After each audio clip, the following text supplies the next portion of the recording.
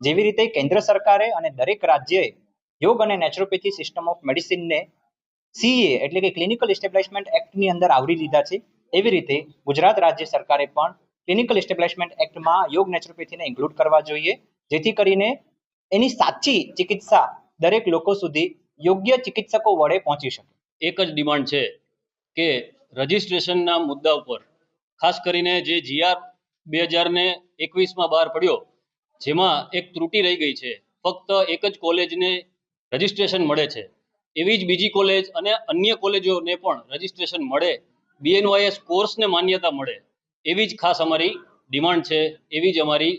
રજૂઆત છે. અમારી સરકારશ્રીને એક જ રજૂઆત બીજી એ છે કે જ્યારે પણ ગવર્મેન્ટ દ્વારા કોઈ પણ નિયમો કે નોટિફિકેશન્સ બહાર પાડવામાં આવે, ઇમ્પ્લિમેન્ટેશન કરવામાં આવે કે ગવર્મેન્ટની જ્યાં જ્યાં રિક્વાયરમેન્ટ છે ત્યાં એડવાઇઝરી બોડીમાં યોગ અને નેચરોપેથીના સ્નાતકોમાંથી કોઈક 1-2 વ્યક્તિની નિમણૂક કરવામાં આવે, જેથી નિયમનમાં કે ક્યાંય પણ ત્રુટિ ના રહી જાય અને એનું યોગ્ય રીતે